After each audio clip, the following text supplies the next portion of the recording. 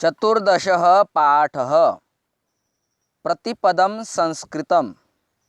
याचा अर्थ आहे पावलोपावली संस्कृत। संस्कृत भाषा भारतस्य ज्ञानभाषा वर्तते। संस्कृत भाषा ही भारताची ज्ञानभाषा आहे। संस्कृते विद्यमानं ज्ञानं कालातीतं अद्यापि सुसंगतं च। संस्कृत भाषेमध्ये असलेले ज्ञान हे कालातीत असलं तरी अजूनही प्रस्तुत ठरणारे आहे, सुसंगत ठरणारे आहे। किमर्थम संस्कृतम, संस्कृत कशासाठी? कः लाभः संस्कृत पठनेन मम, संस्कृत शिकून मला काय फायदा होणार आहे? विद्यालयोत्तरमपि अस्ति वा संस्कृताध्ययनस्य अवसरः, शाळा संपल्यानंतरही पुढील काळात पुढील शिक्षणासाठी संस्कृत शिकण्यासाठी वेळ कुठे येणार आहे? अपि संस्कृताध्ययनेन अहम वृत्तिं लभेय, संस्कृत शिकून नोकरी मिळणार आहे का? इति बहवः प्रश्नाः छात्रजीवने अस्मान् संत्रासयन्ति। अशा प्रकारे अनेक प्रश्न विद्यार्थी दशेमध्ये आपल्यापैकी पुष्कळांना पडत असतील। संस्कृताध्ययनेन युगानुकूला वृत्तिः तु लभ्यते एव, अपितु यस्मिन् क्षेत्रे वयं कार्यरताः तत्र अस्माकं गुणवत्ता अपि वर्धते। लक्ष द्या, संस्कृत जरी प्राचीन भाषा असली तरी ती शिकून सध्याच्या काळाशी जुळणारी नोकरी मिळू शकते। दुसरे म्हणजे ज्या क्षेत्रात किंवा ज्या कोणत्या क्षेत्रात तुम्ही काम करीत आहात तेथे संस्कृतच्या ज्ञानामुळे तुमच्या कामाची गुणवत्ता वाढेल। तदर्थम संस्कृतम अवश्यम अध्येतव्यम। म्हणून संस्कृत हे अवश्य अध्ययन करायला पाहिजे।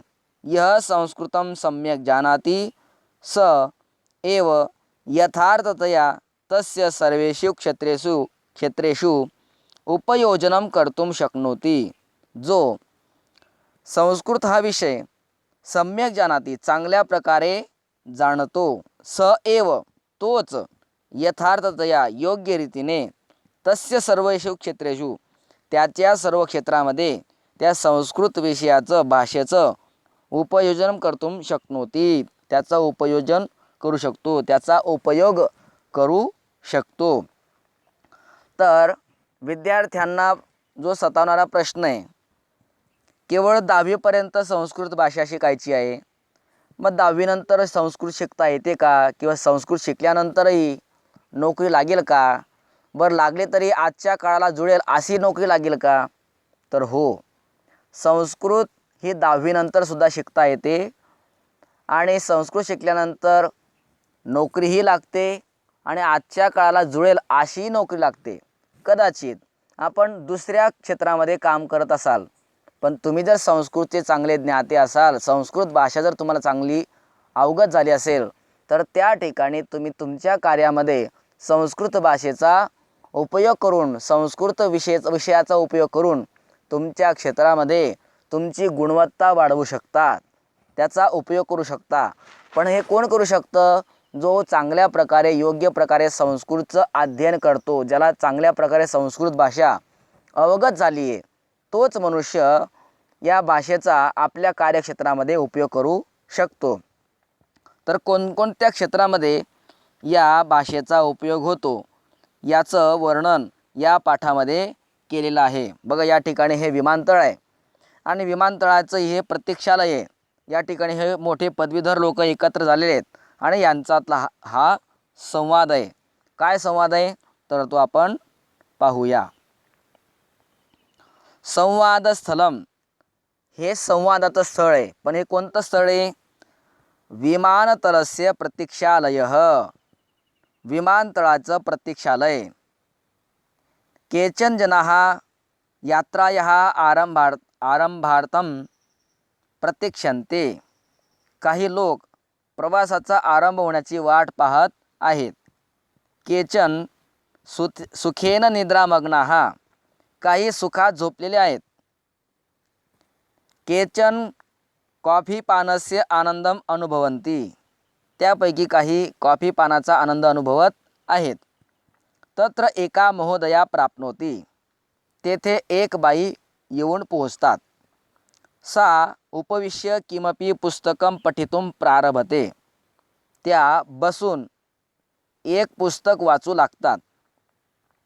पुस्तकस्य मुखपृष्ठे संस्कृतसूक्तिसंग्रहः इति शीर्षकं वर्तते.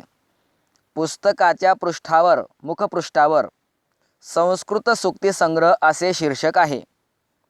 तद्दृष्ट्वा समीपस्थः कोपी महाजनः तया सह वक्तुं प्रारभते. ते पाहून जवळच असलेला किंवा जवळ बसलेला कोणी एक सद्गृहस्थ त्या बाईच्या बरोबर बोलू लागतो.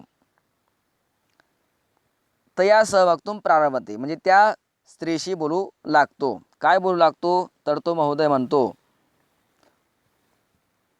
आपी भवती संस्कृतं पाठयति. आपण संस्कृत शिकवण्याचे काम करता का? महोदया म्हणते, सस्मितम म्हणजे किंचित हसत, न खलू नाही हो. पुढे काय म्हणतात बघा.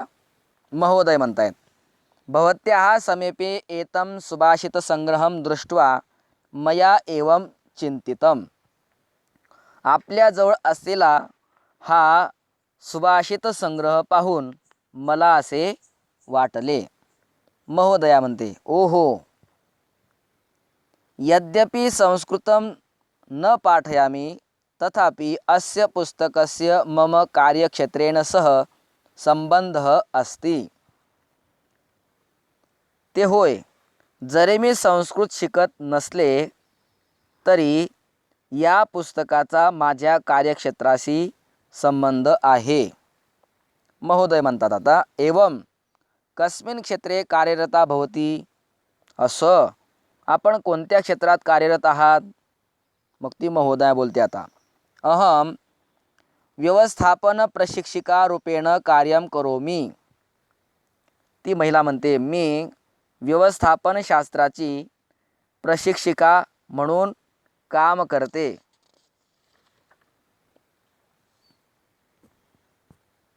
मया अवगतं यद रामायण, महाभारत, किरातार्जुनीय, रघुवंश इत्यादिषु बहवः श्लोकाः सन्ति येषु व्यवस्थापनशास्त्रस्य मूलतत्त्वानि दृष्टान्तसहितानि निर्दिष्टानि. माझ्या असे लक्षात आले की रामायण, महाभारत, किरातार्जुनीय, रघुवंश इत्यादी ग्रंथात असे पुष्कळ श्लोक आहेत की ज्यात व्यवस्थापनशास्त्राची मूलतत्वे उदाहरणासह दाखवलेली आहेत. अनेन काव्यमाध्यमेन विषयप्रवेशः सुगमः भवति. या काव्यांच्या माध्यमाने व्यवस्थापनशास्त्राच्या विषयात प्रवेश करणे सोपे पडते. एषा पद्धतिः मया स्वीकृता जनैरपि अभिमताः. ही पद्धत मी अंगीकारली आणि लोकांनाही ती पसंत पडली. अतः मया पुनरेकवारं संस्कृतभाषायाः संस्कृतकाव्यादीनां च अध्ययनं प्रारब्धम. या ओळीचा अर्थ आहे, म्हणून मी पुन्हा एकदा संस्कृत काव्यांचा वगैरे अभ्यास सुरू केलेला आहे. महोदय म्हणतात, अहो आश्चर्यम, शालायाः अनंतरम खंडितं मम संस्कृताध्ययनम. केवढी आश्चर्याची गोष्ट आहे ही. शाळेनंतर माझा संस्कृतचा अभ्यास थांबला होता. तदपि अधुनैव पुनः आरब्धम. तो देखील हल्लीच मी पुन्हा सुरू केला आहे. महोदया विचारते, कथम कसा काय? महोदय सांगतात. वस्तुतः अहम वाणिज्य शाखाया स्नातकः. खरं म्हणजे मी वाणिज्य शाखेचा पदवीधर, कॉमर्स ग्रॅज्युएट. विविध शाखायाः पदवी अपि प्राप्ता मया. कायद्याची पदवी देखील मी मिळविली. विधी शाखायाः, विधी शाखा म्हणजे काय? कायद्याची पदवी. ती कायद्याची पदवी देखील मी मिळवली. सांप्रतम बहुराष्ट्रीय संस्थायां विधी विमर्शक रूपेण कार्यं करोमि. आणि आता सध्या एका बहुराष्ट्रीय कंपनीत कायदेशीर सल्लागार म्हणून मी काम करत आहे. तदनुसृत्य कौटिल्यम, अर्थशास्त्रम, याज्ञवल्क्य स्मृतिः इत्यादीनां ग्रंथानां अध्ययनं सहाय्यकरं भवेत् इति गुरुभिः उक्तम.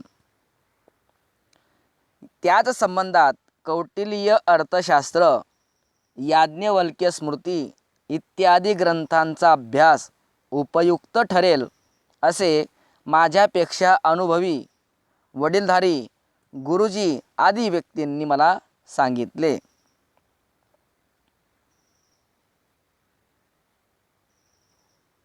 अतः अधुना अहम शास्त्रविषयकानां संस्कृतग्रंथानां अध्ययने यत्नं करोमि. म्हणून मी आता शास्त्रविषयक संस्कृत ग्रंथांचे अध्ययन करण्याचा प्रयत्न करीत आहे. तदनुसृत्य स्यूतात् किमपि संस्कृतपुस्तकं दर्शयति.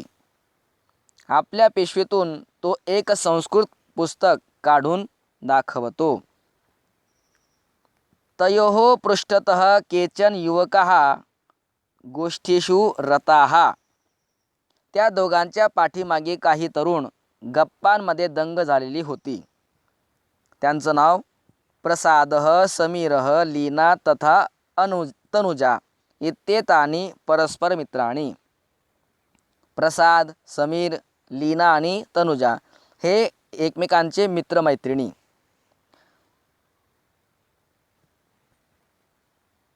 यामध्ये तेषु अन्यतमः तत् पुस्तकं दृष्ट्वा महोदयम् उपगम्य वदति. त्यांच्यापैकी एक ते पुस्तक पाहून त्या सद्गृहस्थांजवळ येऊन बोलू लागला. काय बोलू लागला तो?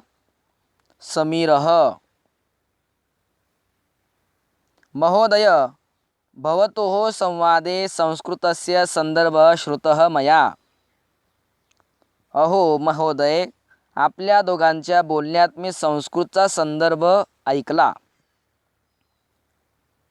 भवानपि विश्व संस्कृत परिषन्निमित्तं विदेशं प्रस्थितः. आपण सुद्धा विश्व संस्कृत परिषदेच्या निमित्ताने परदेशी चालला आहात का? महोदय म्हणतात, न खलु, परम कीदृशी एषा विश्व संस्कृत परिषद? नाही हो. महोदय म्हणतात, नाही हो, पण ही विश्व संस्कृत परिषद कशी आहे? अपि भवान संस्कृतस्य छात्रः. आपण संस्कृतचे विद्यार्थी आहात का? आता समीर म्हणतो, आम, अहम IIT अर्थात भारतीय प्रौद्योगिकी संस्थानम इत्यत्र संगणक अभियांत्रिकी इति विषयस्य छात्रः. होय, मी IIT अर्थात भारतीय प्रौद्योगिकी संस्था या संस्थेमध्ये संगणक अभियांत्रिकी या विषयाचा विद्यार्थी आहे. तत्र छात्राः संस्कृतमपि पठितुं शक्नुवन्ति. तिकडे देखील विद्यार्थी संस्कृत शिकू शकतात. तत्र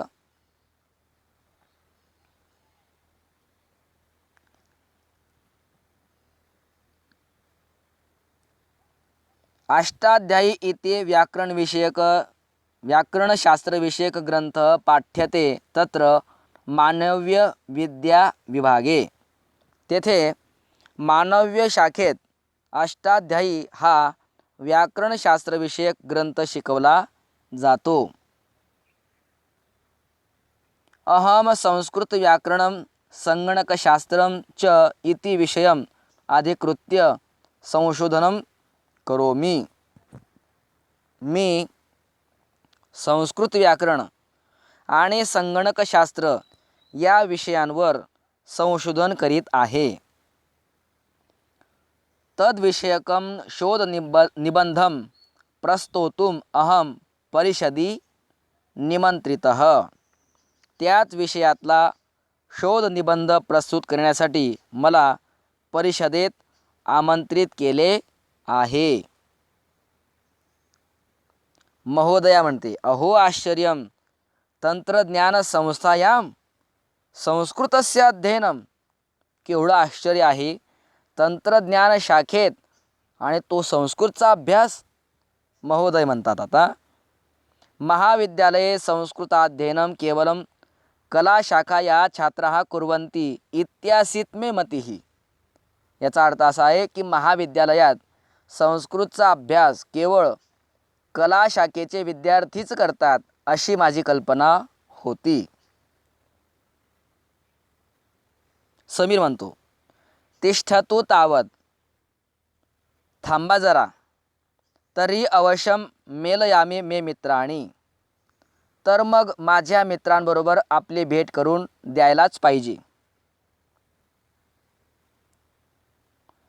एते सर्वेपि परिषदी सहभागिनः.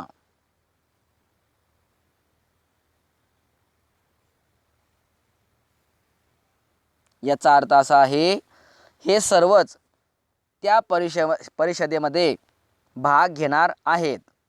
प्रसाद येतो. प्रसाद अग्रे आगत्य म्हणजे पुढे येऊन. नमस्ते नमस्कार. अहम रसायनशास्त्रस्य छात्रः.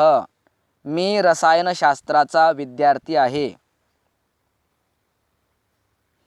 प्राचीन भारतीय रसायनशास्त्रम इति मम संशोधन क्षेत्रम.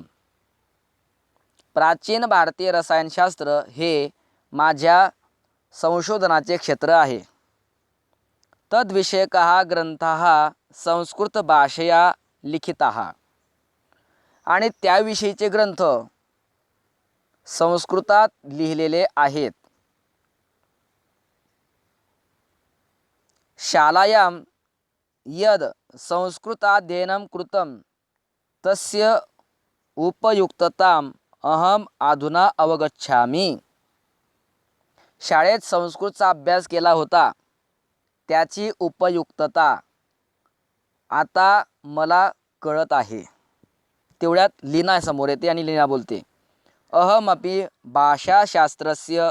भाषाशास्त्रम् अधीत्य बेंगलुरु इत्यत्र सॉफ्टवेअर क्षेत्रे भारतीय भाषा विश्लेषिकारूपेण कार्यं करोमि.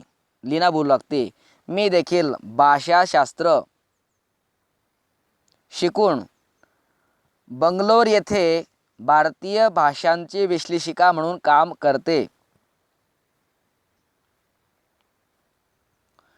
संस्कृतस्य ज्ञानम् आधुनिक भारतीय भाषाणां विश्लेषणे अतीव सहाय्यकरं भवति इति मे अनुभवः. संस्कृतचे ज्ञान आधुनिक भारतीय भाषांच्या विश्लेषणात अतिशय उपयोगी पडते हा माझा अनुभव आहे.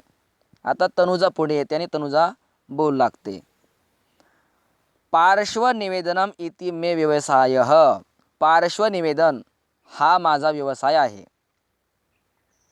संस्कृत श्लोकादीनां पठनेन शब्दोच्चारणस्य उत्तमः अभ्यासः भवति. संस्कृत श्लोक वगैरे म्हटल्याने शब्द कसे उच्चारावेत याचा उत्तम अभ्यास होतो. तेन अभिनये निवेदने च प्रभावः वर्धते. त्यामुळे निवेदन आणि अभिनय यांचा प्रभाव वाढतो. साम्प्रत कलाक्षेत्रे कार्यरताः अस्मासु केचन भरतमुनेः नाट्यशास्त्रस्य अध्ययनं कुर्वन्ति. सध्या कलेच्या क्षेत्रात कार्यरत असणारे आमच्यापैकी काही लोक भरताच्या नाट्यशास्त्राचा अभ्यास करीत आहेत. भरत नाट्यशास्त्र अभ्यासत आहेत. समीर म्हणतो, भोः अहो भारतीय विद्यायाः नाम भारतीय तत्त्वज्ञान, योगशास्त्र, इतिहास, स्थापत्यादिशास्त्राणाम् अध्ययनाय विदेशेष्वपि नैके जनाः उत्सुकाः. अहो भारतीय विद्येच्या म्हणजे भारतीय तत्त्वज्ञान, योगशास्त्र, इतिहास, स्थापत्य इत्यादी शास्त्रांचा अभ्यास करण्यासाठी अनेक विदेशीय लोकसुद्धा उत्सुक आहेत. तदर्थं काश्चन दूरचित्रवाण्यः अपि सन्ति. त्यासाठी काही दूरचित्रवाहिन्या पण आहेत. तत्र संस्कृततज्ज्ञानाम् आवश्यकता वर्तते. तेथे संस्कृततज्ज्ञांची आवश्यकता असते. मम सुहृद आशयसंपादकरूपेण तत्र कार्यरतः. माझा मित्र आशयसंपादक म्हणून तेथे कार्यरत आहे.